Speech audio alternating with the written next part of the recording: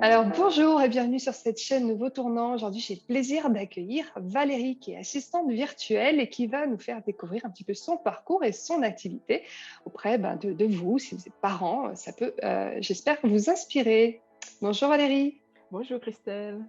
comment vas-tu? Eh bien, je vais très bien, merci. Et je te première, remercie. première interview en plus. Oui, première, toute première, donc j'espère que ça va bien se passer. Il n'y a pas de raison. Tant qu'on est, c'est ce que je te disais, tant qu'on est dans le partage, en fait, il n'y a pas de raison en fait que ça se passe mal. Bon alors du coup, D'accord. est-ce que tu peux nous partager un petit peu moi je t'ai présenté, hein, tu t'appelles Valérie, est-ce que tu es maman, est-ce que tu as des enfants? Si tu veux nous partager ton âge, mais tu n'es pas obligé ou habitué, voilà, un petit topo sur toi. Eh bien oui, je vais être transparente avec tout le monde, hein, il n'y a pas de cachotterie. Ben, comme tu as dit, je m'appelle Valérie et j'ai 48 ans, même si je ne l'étais pas. Oui, c'est vrai. Bon, c'est un peu tardif pour se lancer dans le monde de l'entrepreneuriat, mais j'ai cru comprendre qu'il n'y a pas d'âge. On peut se lancer à n'importe quel âge, donc Et je- tu sais, c'est pour ça que je demande l'âge en fait. C'est pas une question, voilà, comme ça posée au hasard. C'est justement pour montrer qu'il n'y a pas d'âge pour se lancer dans l'entrepreneuriat. Tout à fait, c'est vrai. Et Mm. donc j'ai 2 enfants, 2 garçons, un de 3 ans qui va avoir 4 ans là ce mois-ci et puis le plus grand de 14 ans. Alors Mhm. ne me demandez surtout pas pourquoi une très aussi grande différence entre les 2. Les choses se font complètement se faire, voilà. Exactement. Mhm. Et puis oui, maman et puis mariée aussi et puis salariée tout en étant entrepreneur parce que ça fait pas longtemps que je me suis lancée en tant qu'entrepreneur assistante D'accord. virtuelle. Et j'ai eu un arrangement avec mon employeur, puisque c'est possible de concilier le statut de salarié et d'auto-entrepreneur. Mhm. Donc pourquoi pas, hein? Ça permet Mm. de voir si on est vraiment fait pour et puis qu'on se lance pas et puis après qu'on regrette et qu'on revienne au salariat. Non, je Exactement. combine les deux pour le moment, mais avec le désir d'avoir comme activité principale par la suite que mon activité d'assistante virtuelle. D'accord, OK, c'est ton objectif d'être à temps plein sur cette activité. Oui, Une fois qu'on goûte à l'entrepreneuriat et si ça nous plaît, c'est ce que je disais à mon client ce matin, ça nous lâche pas ce virus en fait, hein. exactement. Je commence en fait à prendre goût et j'ai plus envie de reculer en fait. C'est surtout ça.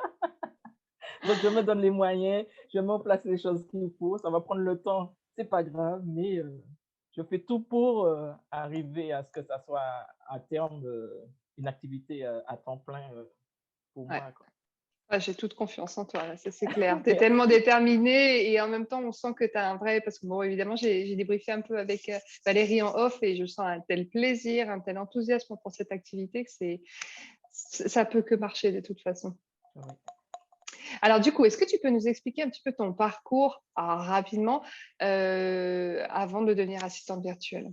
Alors, mon parcours, rapidement, je vais essayer parce que il y a des choses à dire quand même, hein, pour bien situer un peu le cadre et tout. Alors, je suis originaire de la Martinique et j'ai fait toutes mes études là-bas.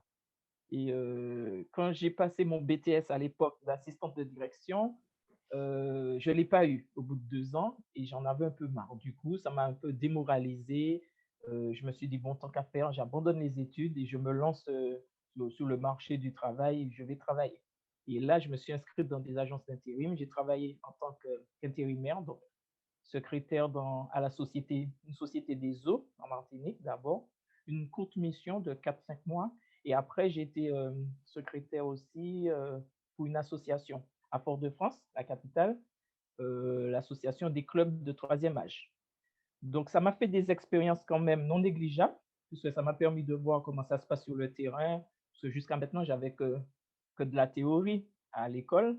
Et j'ai bien aimé, j'ai appris pas mal de choses et tout. Mais entre-temps, parallèlement, comme je préparais mon BAFA, le brevet d'aptitude aux fonctions d'animateur de centre de vacances, Mmh. euh, j'étais beaucoup impliqué dans cette activité-là aussi. Je faisais des stages dans des centres de vacances et à l'époque, je me rappelle, le gouvernement avait lancé un programme pour les jeunes qui s'appelait Emploi Jeune. Donc, comme j'avais plus de mission à l'époque, c'était un peu calme pour le secrétariat, je me suis dit pourquoi pas Donc, je me suis lancé dans ce programme. Donc, c'est un CDI sur 5 ans. Mhm. Et j'ai pu ainsi travailler pour la mairie de ma ville et en tant qu'animatrice en garderie périscolaire. Et puis, donc, de fil en aiguille, je suis restée quand même sur les 5 ans qui étaient prévus, je suis restée 3 ans. Et Mhm. avec mon ami de l'époque, on avait décidé de chercher du travail, de venir chercher du travail ici en métropole. Donc, Mhm. c'était en 2000. Je me Mhm. suis retrouvé ici en France en 2000. J'ai démarré par l'intérimaire, donc toujours dans l'animation, en attendant de me former à nouveau pour être assistante. Puisqu'entre-temps, les choses Mhm. évoluent très vite dans ce milieu et j'ai pas eu envie d'aller postuler. Et puis, si on me demande de faire des tests et tout, de dire je sais pas faire ou j'avais pas envie de me retrouver dans une telle situation.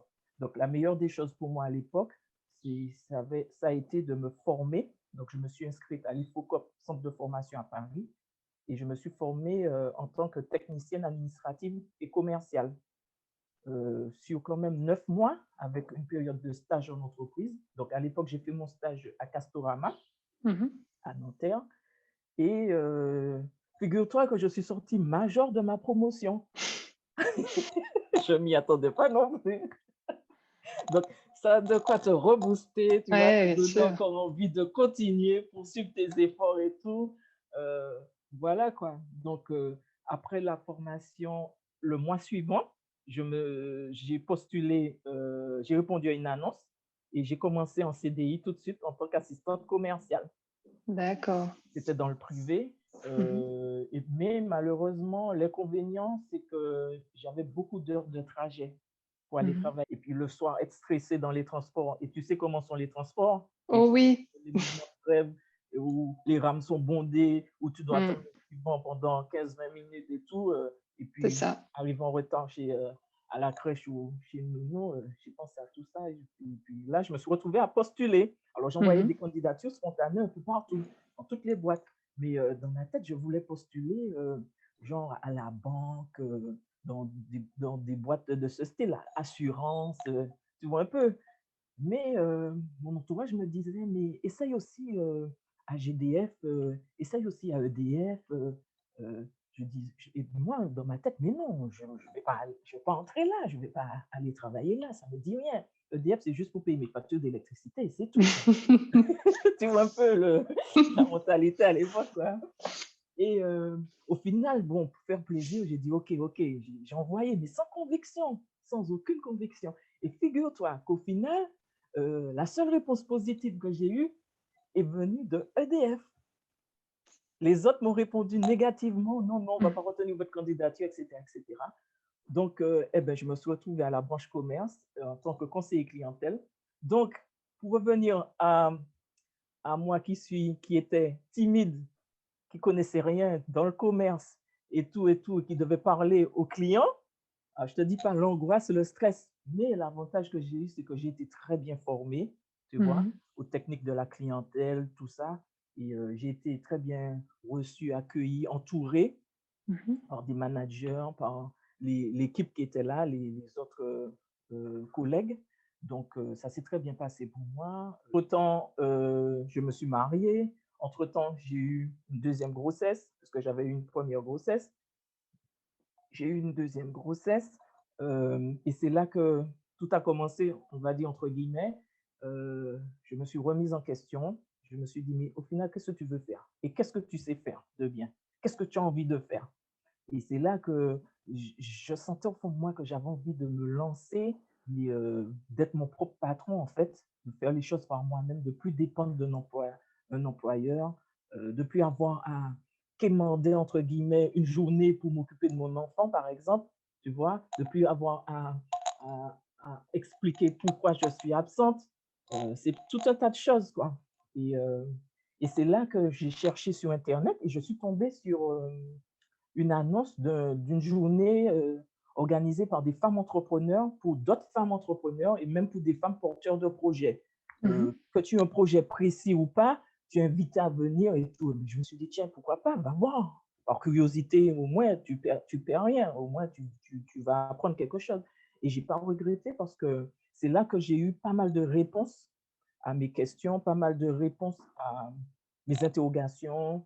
Euh, Ça m'a permis de clarifier mon projet, ça m'a permis de mettre le doigt sur certaines choses et puis d'orienter un peu mieux mes recherches. Et c'est comme ça que j'ai bien compris que la voie que je voulais suivre, eh bien, c'était bien ça, être auto-entrepreneur, me Mm. lancer. Et après, qu'est-ce que je voulais faire et tout, mais je me suis dit, ben, tu es à l'aise dans l'assistanat, c'est ce que tu fais, eh ben, pourquoi pas?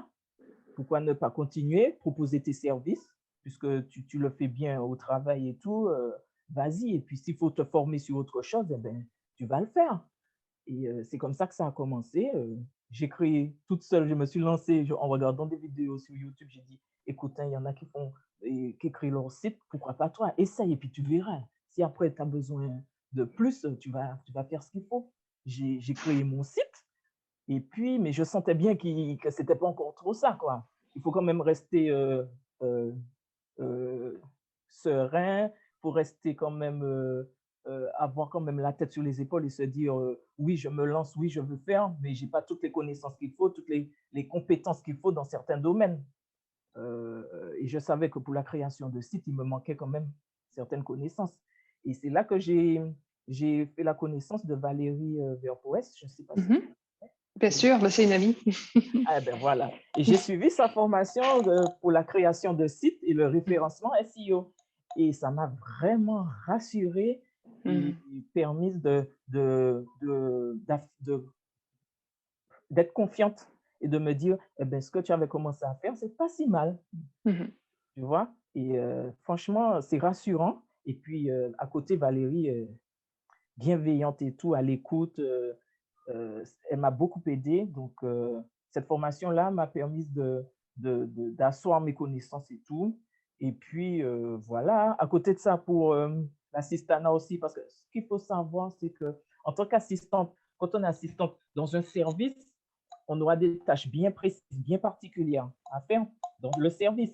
Mais les tâches qu'on fait dans ce service, à côté, il y a d'autres tâches qu'on pourrait faire, mais qui ne sont pas nécessaires dans ce service. Oui, je Donc, je comprends. faisais des tâches bien particulières, mais à côté, il y a d'autres tâches que j'aurais pu connaître, que je ne faisais pas, que je ne connaissais pas. Et Mhm. c'est en me lançant en tant qu'entrepreneur que je me suis rendu compte que, eh ben, à côté, il y a d'autres activités que les assistantes font que je ne savais pas, que je ne connaissais pas. Est-ce que Et tu peux nous détailler du coup quelles étaient ces activités-là eh ben, que tu avais pas? tout ce qui touche au digital, en fait, Mhm. par exemple, tout ce qui est création de tunnels de vente, l'emailing, les autorépondeurs, tout ça, Mhm. je ne connaissais pas ça. Je ne savais même pas que ça existait. Parce que Mhm. pour moi, c'était plutôt la partie gestion administrative et la partie gestion commerciale, tu vois. Oui. Mais tout Mhm. ce qui est digital et tout, j'y connaissais rien. Je ne savais même pas qu'une assistante pouvait faire ces choses. Mhm. Et j'ai fait la connaissance de Sarah Graff, et qui est entrepreneur et qui propose une formation pour les assistantes pour se former sur D'accord. 12 modules et les 12 modules te permettent de balayer tout ce qu'un entrepreneur attend d'une assistante. Mhm. Et c'est là que j'ai compris, eh ben, tu vois, il te manquait des choses et tout, tu as des choses encore à apprendre. Et, et pour moi, c'était tout bénef, quoi, comme on dit. Ouais. Et voilà Comment tu comment t'es je lancée suis, en fait? voilà Ouais. comment je me suis lancé, puis où je suis aujourd'hui, quoi. Donc, je continue de me former, puisque je sais que Mhm. je n'ai pas fini d'apprendre, qu'il y a encore Mhm. pas mal de choses à apprendre, mais je me sens plus à l'aise Mhm. et plus sereine, tu Mhm. vois, parce qu'il y a toujours ce qu'on appelle le syndrome de l'imposteur qui vient te Mhm. dire, est-ce que tu es capable, est-ce que tu peux proposer ceci, est-ce que tu sens que tu es en droit de proposer ceci et tout. Ben oui, oui, je peux dire oui, je suis en droit, même si je ne connais pas certaines choses à fond, mais Mhm. le fait déjà d'en avoir entendu parler par curiosité, d'être allé voir ce que c'est et tout, eh ben oui. Et puis, je suis toujours prête à apprendre, à me former, ne pas Je rester pense que sur c'est mes ça. acquis. C'est ça, en fait. Il faut accepter toujours d'apprendre, en fait. Et quand on aime apprendre, c'est un vrai bonheur, du coup, parce que Parce que l'entrepreneuriat, c'est ça en fait. On ne peut pas se reposer sur nos acquis et on est toujours en train de se changer, de se tenir au courant. C'est vrai que dans l'univers du web, ça évolue aussi beaucoup, les outils aussi évoluent, les pratiques évoluent, donc on évolue Ça, forcément. c'est exactement ça. J'ai compris cela et j'ai pas peur d'apprendre, quoi. Je me dis non, s'il faut apprendre un outil, un nouvel outil ou une nouvelle application, un nouveau process, eh ben oui, ok, je vais faire ce qu'il faut, je vais l'apprendre, je vais mettre Mhm. le temps qu'il faut, mais je pouvais dire que oui, je connais bien, je maîtrise bien telle chose, voilà. Mhm. Super. OK, et du coup, alors là, concrètement, au jour où on filme, on tourne cette interview, ça fait tu as combien de mois on va dire, de pratique sur cette activité? Ou d'années, je ne Ben, sais pas? je me suis lancé en août de l'année D'accord, dernière, août 2020. d'accord. Donc, Donc ça ça fera fait bientôt un an, hein, ça fera ouais, bientôt un an. En août, ça on fera, approche des 1 an. ouais, D'accord. ça fera bientôt un an. Et en un an, je me dis que j'ai pas mal quand même avancé, j'ai pas Mmh. mal appris et c'est pas fini, bien sûr, mais je Mmh. progresse, je continue de progresser. Alors et du coup, comment tu as trouvé tes premiers clients? Ben, en fait, pour le moment, on va dire que j'en ai pas vraiment. J'en ai pas vraiment parce que je me suis essentiellement concentré sur la formation. Et puis, mais des clients vraiment réguliers, j'en ai pas vraiment, tu vois? Ça a été ponctuel, tu Voilà, vois? tu non, mais tu as déjà eu des clients, en Oui, fait, mais oui, ponctuellement, voilà. ponctuellement C'est et idéalement, tu aimerais avoir vraiment des clients plus réguliers, c'est ça, hein? régulier, Mmh. exactement, régulier D'accord. Mais c'est et comme ça que ça commence aussi, en fait. On voilà, commence par c'est du ç ponctuel pour, oui mmh. et pour les trouver, eh ben, tu sais, comme j'avais, suivi quelques conseils de plateformes, il existe des plateformes comme, les bons freelance ou Malt. Ouais, Ou donc je m'étais inscrite sur ces plateformes-là et c'est par là que j'avais eu quelques petites missions, pour débuter. d'accord. C'était quoi ces premières missions?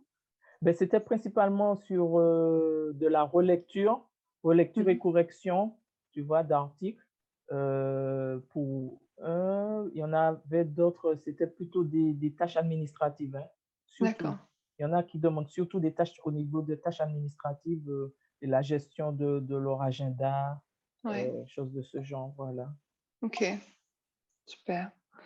OK, bon, bah, parfait. Alors là, du coup, on en avait un petit peu parlé en off, toi, tu me disais que petit à petit, tu arrivais à comprendre aussi quelles étaient les personnes que tu avais envie on va dire, d'accompagner. Est-ce que tu peux nous Oui. partager déjà un petit peu ce Ben, retour-là? effectivement, parce qu'au départ, quand je me suis lancé, il fallait trouver le client cible. Alors, déjà pour moi, le client cible, ça a été le gros point d'interrogation. Je me suis dit, mais je vais le trouver comment? Parce que la façon dont c'est présenté, on te demande d'imaginer ton client, comment il s'appelle, quel âge il a, euh, ses loisirs, ses passions. Il faut inventer, je me suis dit, il faut inventer, il faut créer cette personne. Donc, tu vois, c'est un peu le cafouillis pour moi. Et je suis partie dans tous les sens. Je me suis dit, eh ben, mon client cible, ça va être les personnes pour lesquelles je veux travailler, c'est-à-dire les artisans, les commerçants, un peu tout le monde, quoi. Mmh. Et c'est au fil du temps, et tout en continuant de faire partie des groupes sur Facebook, et puis j'entends les entrepreneurs qui discutent, qui échangent à ce niveau-là, que je me suis rendu compte que, effectivement, en cherchant à vouloir parler, à s'adresser à tout le monde, on s'adresse à personne, en fait. Mmh. Mmh. Puisque le discours qu'il faudra avoir pour un artisan ne sera pas le même pour un infopreneur ou pour une mompreneur. Donc, c'est après, en suivant une formation récemment dans l'affiliation, il y a eu à nouveau cette question de bien cibler sa cible et savoir à qui on veut s'adresser et s'adresser à quelqu'un qui nous ressemble. Et c'est là que ça m'a fait tilt. Je me suis dit, mais quelqu'un qui me ressemble, ça peut être que quelqu'un comme moi. C'est moi. C'est une femme, c'est une maman, salariée ou qui est déjà entrepreneur, qui veut se lancer. Et voilà, c'est moi en fait. Et c'est là que j'ai compris que ma cible, eh ben, ce sont les femmes. Ce sont les femmes, maman ou pas, mais ce sont des femmes débutantes ou confirmées dans l'entrepreneuriat. OK. parfait. Donc, au moins, c'est clair. Et parfait. Et selon toi, quelles sont les compétences et les connaissances qui sont demandées pour cette activité, qui sont conseillées, on va dire, pour cette activité d'assistante virtuelle? C'est très varié, hein. Les compétences et les connaissances sont très variées. Déjà, il faut avoir une bonne base en orthographe. Mhm, C'est surtout ça. Un bon relationnel mhm. et puis beaucoup d'empathie, je pense, hein. Beaucoup Ah, d'empathie. Et puis à côté, les compétences professionnelles qu'il faut, eh ben, c'est tout ce qu'on demande à une assistante, hein, au niveau administratif, au niveau commercial, savoir gérer la relation client pour le client, le suivi, tout ce qui est facturation et tout, un peu de comptabilité. Bon, on ne se substitue pas à un comptable, parce que c'est mhm, interdit pour les mhm. assistants, mais faire de la pré-comptabilité, Ouais, c'est ça. et puis, tout ce qui est partie digitale, comme je te disais tout à l'heure, donc savoir créer, parce que c'est très prenant pour un entrepreneur, tout ce qui est partie création de tunnels de vente, emailing et tout, et c'est bien pour lui de déléguer toute cette partie-là à une assistante virtuelle. Mhm, Donc, mhm. tout ce qui est mailing, tout ce qui est création de tunnels de vente, campagne d'emailing, tout ça, quoi, la gestion d'un site ou d'un blog. Mhm. euh, voilà, hein. En gros, c'est ça, quoi. D'accord. On a l'impression que du coup, on recherche un mouton à 5 pattes, non? On demande beaucoup à une assistante, je trouve. Elle doit Ouais, savoir tout faire. Alors, il y en a qui se spécialisent, hein, ceci dit. ouais. Il y en a qui préfèrent se spécialiser dans un domaine bien précis. Il y en a qui vont être expertes dans le digital ou expertes dans la création de tunnels de vente. Il y en a qui vont être expertes dans la rédaction web D'accord. et tout. Mais à la base, je pense qu'avant de se spécialiser, il faut quand même élargir et tout connaître, toucher un peu à tout pour Ouais. savoir de quoi on parle. Parce que Oui, tu vas tomber sur un client qui va te parler de tunnel de vente et toi, tu n'as jamais cherché à savoir qu'est-ce qu'un tunnel de vente, comment ça fonctionne et tout. C'est un peu, tu vois, mhm. Ouais, donc bien sûr. c'est un peu délicat. Donc au moins, toucher à tout, regarder en quoi ça consiste et tout, même si tu ne veux pas te spécialiser. Et puis après, choisir en quoi tu veux te spécialiser si tu veux vraiment te spécialiser. Pour l'instant, moi, je cherche mon quoi me spécialiser. Je veux Mhm. savoir ça c'est quoi, pourquoi Ouais, ça tu veux tout fonctionne ainsi. comprendre en fait. Voilà, exactement. Et Ouais. puis après, s'il y a quelque chose une chose pour laquelle j'ai un peu plus de passion, un coup de Mhm. cœur, eh bien oui, je vais me spécialiser, pourquoi pas? On C'est verra. ça. Mais au moins, tu te laisses. Là, tu es autonome, tu es libre aussi dans ce que tu Ouais, apprends, quoi. C'est ouais. ça qui est génial, Et hein. puis il y a tellement de choses à apprendre, il y a tellement de choses à découvrir Mhm. finalement. Il y a pas Mhm. mal d'outils aussi. C'est Mhm. intéressant. Franchement, c'est intéressant. J'ai compris que c'était ton activité complémentaire. Et du coup, en termes de temps, ça représente combien de temps par semaine Beaucoup, pour le moment? beaucoup, quand même. Parce que je m'y donne, je m'y donne à fond. Donc, Beaucoup. Alors beaucoup. attention, parce Oui, parce que que, je pense qu'il y a une partie aussi où tu te formes du coup. ouais. Mais à côté, ouais, bah si tu peux nous parler, si je sais pas si tu Oui, arrives parce que à quantifier. la journée, je travaille. Ouais. J'ai ma casquette de salarié. Et Mhm. puis, c'est le soir que je prends le relais en termes d'entrepreneur et le week-end. D'accord. Soirée week-end pour le moment. Ouais, soirée C'est pas trop week-end pour le moment. compliqué du coup quand on est maman justement. Oui, parfois oui. Je ne veux pas le Mm. cacher, parfois oui. Parce que quand on a des petits bouts de chou qui, le soir, ne veulent pas forcément aller se coucher au moment où on voudrait qu'ils aillent se coucher, qui font de la Mm. résistance, qui cherchent l'excuse A, B, C, D pour traîner, ne pas aller au lit, c'est vrai. Et surtout quand je sens que j'ai ce feu qui brûle en moi et qui m'appelle à aller bosser sur mon business, je me dis, il faut pouvoir doser et tout. Bien Il sûr. faut avoir de la patience, beaucoup de patience. Ouais. Beaucoup, beaucoup de patience, oui. J'allais Mais te demander comment tu faisais pour tenir du coup, mais en fait tu as répondu, c'est parce que tu étais vraiment animée au fond de toi. oui, oui, il faut que ça soit une passion. Si c'est pas une passion, on va le prendre comme une corvée, comme une charge, et à terme, ce sera pas bon. Mm. Ce sera pas bon. Autant ne pas faire si c'est une charge, si c'est une corvée, une contrainte. Mm. Il faut que Je ça comprends. soit une passion, il faut que ça vibre. Il faut que tu sentes, même si euh, tu sens que tu es fatigué, mais te dire, bon, je vais bosser 2 heures, mais des fois, je me dis juste 1 heure, mais quand je suis dedans, je suis tellement à fond dedans, je ne vois pas l'heure passer. Ça fait 2 heures et demie que je suis. Et c'est parfois mon époux qui me dit, il serait peut-être temps de lâcher un peu. Tu ne vas pas te coucher? Tu ne bosses pas demain? Oui, c'est ça, parce qu'en plus, je trouve que c'est quand on travaille le Oui, soir, après, on a quand même plus de mal aussi à trouver le sommeil. Enfin, moi, en c'est tout cas, vrai. personnellement, c'est mon cas. Oui. Bon, bah écoute, en même temps, c'est bien parce qu'il y a quand même peu de personnes qui peuvent aussi tu vois, trouver une activité qui les anime comme ça. Donc, et toi, tu sais, de toute façon, pour le moment, c'est provisoire, c'est que tu attends Oui, justement de monter en puissance par rapport à cette activité qui te permettra c'est ça. ensuite de te lancer pleinement et à temps plein sur cette. Exactement. Oui, Ouais. tout à fait. À ton avis, je sais que c'est pas forcément évident de répondre à ces questions. Peut-être que tu as eu des retours auprès d'assistantes virtuelles qui sont déjà un exercice. Au bout de combien de clients on peut s'estimer être rentable sur son activité ou en tout cas, même toi d'ailleurs, au bout de combien de clients tu peux dire, bon, bah ça y est, maintenant, là j'ai un vrai salaire, je vais pouvoir me lancer pleinement dans l'entrepreneuriat. Tu vois, c'est variable en fait. C'est variable. Pourquoi? Parce que ça dépend du tarif que tu vas appliquer, tu vas Mhm. mettre en place. Et puis, ça dépend aussi des clients que tu as, des missions que tu as. Parce que tu peux avoir des missions ponctuelles, donc de courtes missions, euh, et puis qui ne vont pas te permettre de dire que tu es rentable pour le mois, tu es tranquille, tu vois. Et puis, tout dépend, voilà, ça dépend des missions en fait, parce que tu peux avoir un client ou deux avec des missions récurrentes tous les mois et tu es sûr que là, tu es tranquille, tu as ces clients-là qui sont prêts à payer le prix pour tes services et là, tu peux dire que c'est rentable pour toi. Tu vois, je veux pas m'avancer et dire que c'est avec X clients que ce sera rentable. C'est vraiment variable. D'accord. À mon avis, c'est vraiment variable Mhm. à ce Je niveau-là. comprends. Parfait. Ok, ok.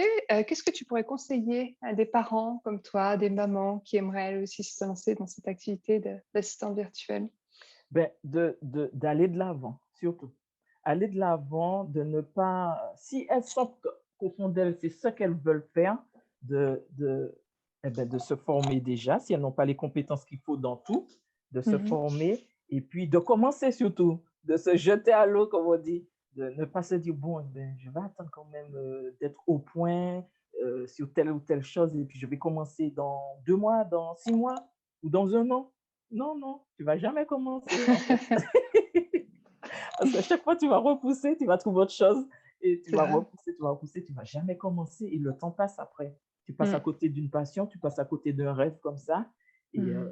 non, il faut commencer. Alors, tu commences avec une petite chose et puis après, une chose entraînant une autre, eh ben, tu vas mettre en place petit à petit des stratégies, des actions qu'il faut et puis Mhm. pour arriver au final au but recherché. Mais il faut se lancer, il faut oser le faire, oser sortir de sa zone de confort, oser se former, ne pas avoir peur d'échouer, Mhm. parce qu'à un moment ou un autre, on va échouer dans certaines choses. Donc, il faudra prendre du recul, se remettre en question et se dire, bon, j'ai fait quelque chose qui ne fallait pas là ou je me suis mal prise pour faire telle chose. Eh bien, ce n'est pas grave, je vais faire différemment, je Mm. vais faire autrement. Comment je peux faire euh, et puis s'entourer des bonnes personnes aussi. C'est ça. Je me suis inscrite sur pas mal de groupes d'entrepreneurs sur Facebook. Bon, j'avoue que c'est prenant, hein. Une fois sur Mhm. Facebook, il faut pouvoir lire tout. Donc, je lis en diagonale. Il y a des Mm. messages peut-être que je ne vais pas voir, mais l'essentiel est là, quoi.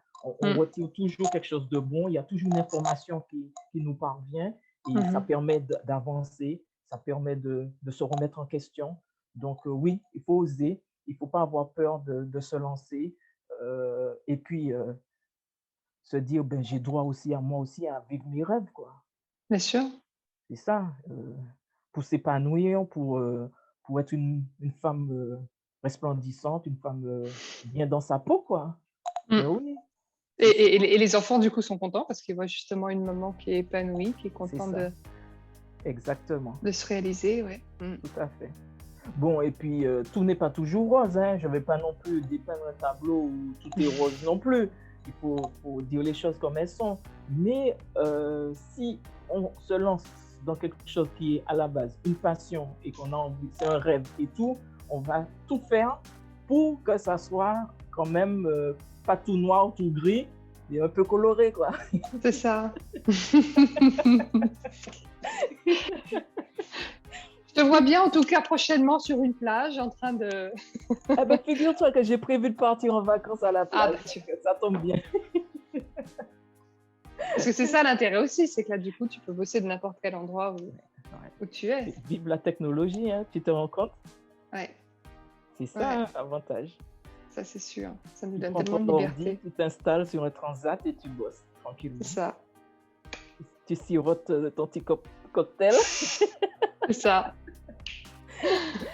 Mais avant d'arriver là, quand même, il faut poser les bonnes stratégies et poser les bonnes actions. Faire ce qu'il faut. Hein. Exactement. Bah, c'est comme tout. Hein. De toute façon, faut toujours... tant que c'est du plaisir, c'est-à-dire tu travailles, tu es en train de créer ta vie, ton activité, mais tu sais que ça te demande quand même beaucoup de persévérance, mais en même temps, tu sais que tu es dans la bonne direction, tu le sens au fond de toi. Donc, c'est ça. Bon. Et du coup, alors, si on veut te retrouver, comment fait-on? Eh bien, attends, j'ai mon site abagestion.com, donc je t'avais envoyé les liens, je pense. Ouais, de toute façon, je le mettrai sous la vidéo. Donc, mon site, donc ABAG, c'est le diminutif de assistance bureautique, administration, gestion. Mm-hmm. Et puis, il y a mon profil Facebook aussi. Et puis, pour le contact, c'est contact@aba-gestion.com. Parfait. Voilà. OK. Eh bien, écoute, un grand merci Valérie pour tout ce que tu nous as partagé. Eh bien, merci à toi de m'avoir accueilli, reçu. Et puis, merci surtout pour ta gentillesse, ta bienveillance. Et puis, j'ai passé un super bon moment en ta compagnie. Moi aussi. À très bientôt Valérie. À bientôt. Au revoir.